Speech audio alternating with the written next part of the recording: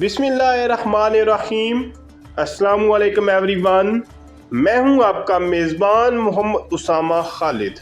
उम्मीद करता हूं कि आप सब खैरियत से होंगे।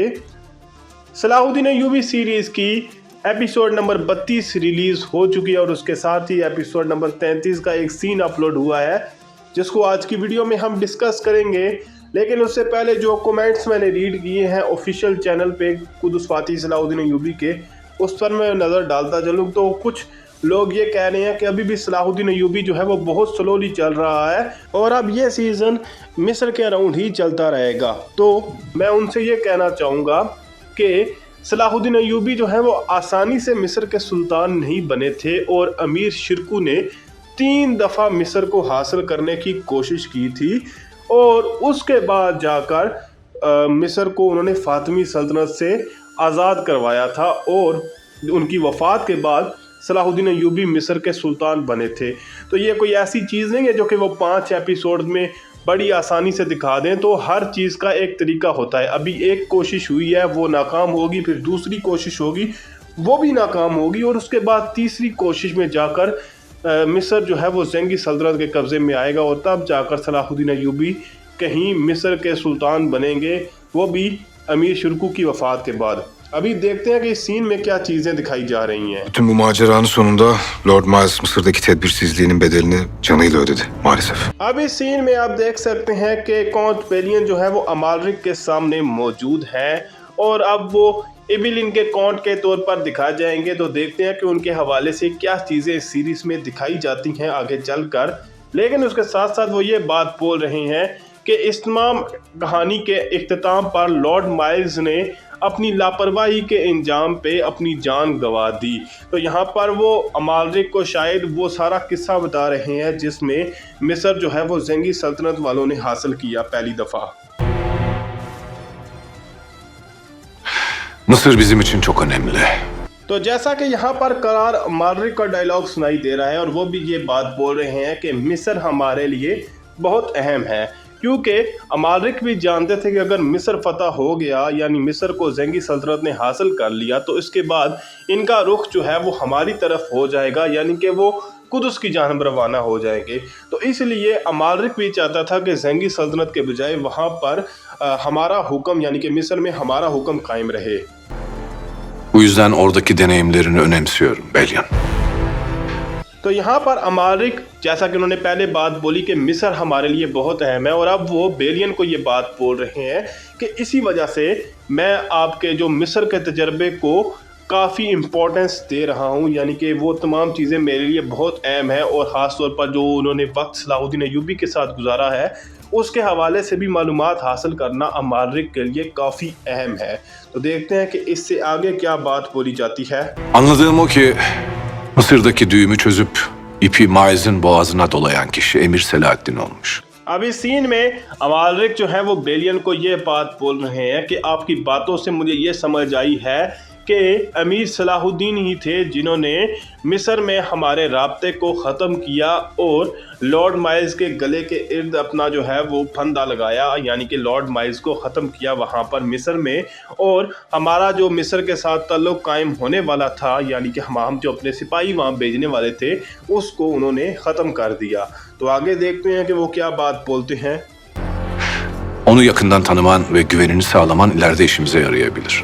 इसी बात का जिक्र मैंने कुछ देर पहले किया था कि अमालरिक यही चाहेगा कि सलाहुद्दीन अय्यूबी जिनको बेलियन अब थोड़े करीब से जानते हैं वो इस बात से फ़ायदा उठाना चाहेगा और यही बात यहाँ पर वो बेलियन को बोल भी रहे हैं कि आपका उनको करीब से जानना और उनके बारे में जो आपके पास मालूमात हैं वो हमारे लिए फ़ायदा मंद साबित हो सकती हैं, यानी कि बेलियन के पास जो सलाहुद्दीन अय्यूबी के हवाले से मालूमात है वो हमारे लिए फ़ायदा मंद साबित होंगी। Sultan Nurettin İslam birliğini sağlamak için büyük adımlar atıyor. Amalric और बेलियन की गुफ्तगू के दरमियान जो है वो सुरुलू विलियम्स भी वहीं पर मौजूद है और वो ये बात बोल रहा है कि सुल्तान नूरुद्दीन तमाम उम्मत मुस्लिम को एक जगह पर इकट्ठा करने के लिए बड़े इक़दामात ले रहे हैं, यानी कि वो उम्मत मुस्लिमा के तमाम लोगों को, तमाम सरदारों को, तमाम वहाँ पे जितने भी सिपाही हैं उनको एक झंडे के नीचे इकट्ठा करने के लिए बहुत बड़े इक़दामात कर रहे हैं। तो देखते हैं कि इससे आगे विलियम्स क्या बात बोलते हैं। Biz Hristiyanlar da Yüce Kralımızın gölgesinde birleşmeli.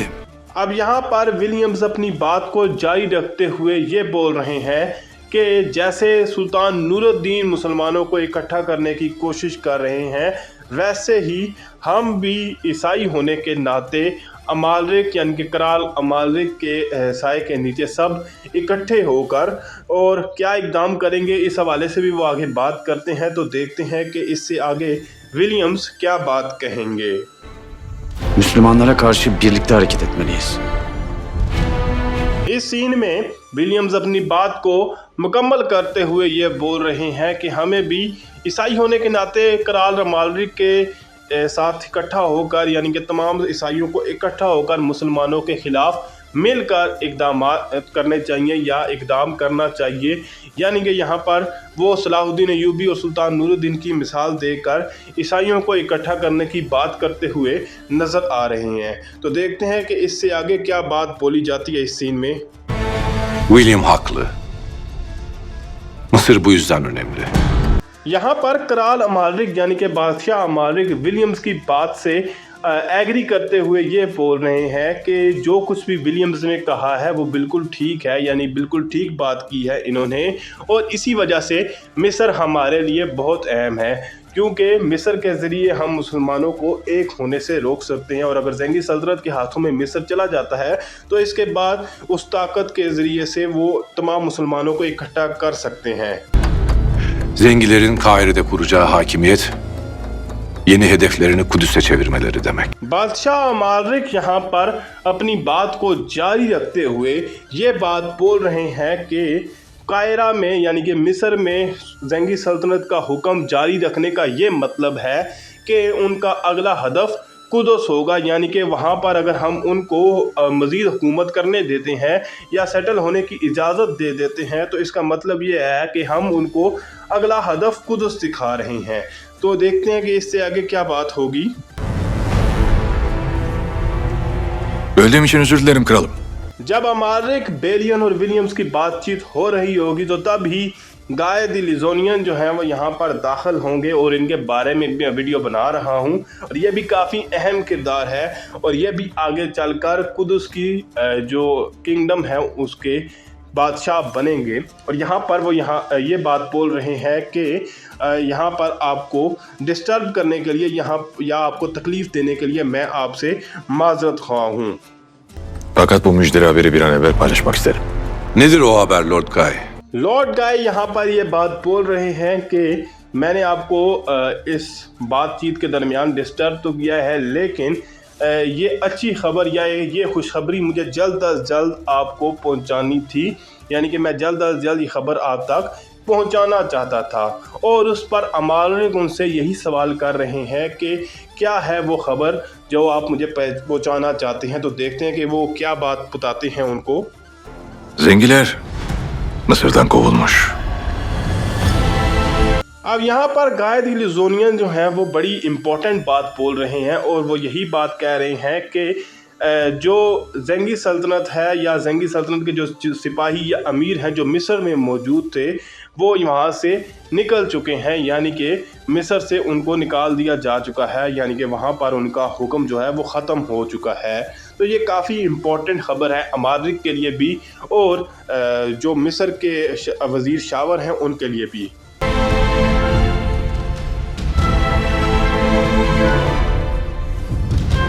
अब इस सीन को देखने के बाद बहुत सारे लोग कहेंगे कि इतनी मुश्किल से तो सलाहुद्दीन अय्यूबी मिस्र तक पहुंचे थे, तो ऐसे कैसे हो सकता है कि वो जो हैं अब मिस्र से निकाले जाएं। तो ये मैं पहले भी इस वीडियो के स्टार्ट में भी बात कर चुका हूं कि मिस्र को हासिल करने की 3 कोशिशें की गई थी। तो यहाँ पर हमें भी यही चाहिए कि हम सब्र के साथ, इत्मीनान के साथ तमाम चीज़ों पर नज़र डालें और हर कोशिश उनकी जो है वो उन्होंने मिस्र को हासिल करने के लिए की थी वो तमाम यहाँ पर डिटेल से ही दिखाई जाएं।